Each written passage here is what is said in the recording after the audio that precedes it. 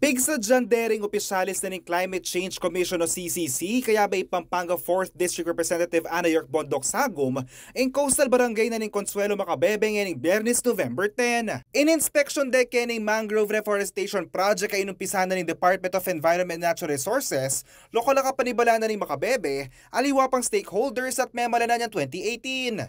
Makikita natin sa proyekto ng pagpapalaki ng mangroves or bakawan dito sa Macabebe na may foresight na ang ating LGU sa nature-based solutions. At ito ay isang epektibo na paraan para magkaroon tayo ng both adaptation and mitigation ng mga moves when it comes to climate change. Agpang kang Secretary Robert Borgen na ng Climate Change Commission, dakalyang benepisyo king indong kalikasan at karing memalen, ding pakatanaman na bakawan. Maganda siya because number one, it's a nature-based solution to what's already there. Meron ka ng areas ngayon for growing ng iyong mga native species, for fish, etc. At the same time, meron kang protection sa paghampas ng mga malalakas na mga waves. Pag ikaw ay may bagyo, ito ay mag-act as defense.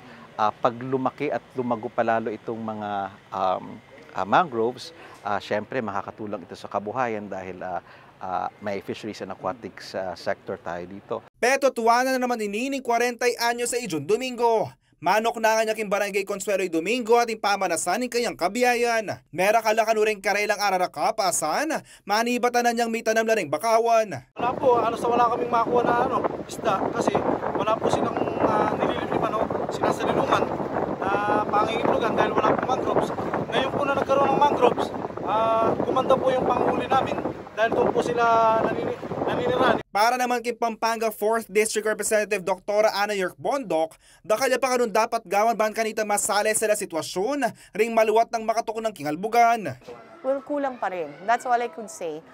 It's okay naman to upload, but again, marami pa rin nangyayari and we cannot stop. Climate change is the world's largest problem. It affects mostly coastal communities, which is, eto na nga yun.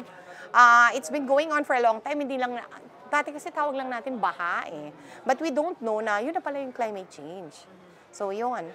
So we need to keep on moving, keep on fighting, keep on adjusting, and keep on surviving.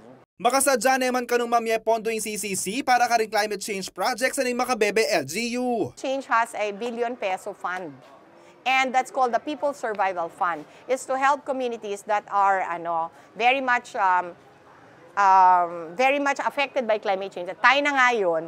And then they will advise us po kung ano yung best project para sa atin. So pupondahan po tayo. Kaya ba Johnny Coronel, yakoy kaya kayong talasuyo JM De Jesus, ating pusong makabalen.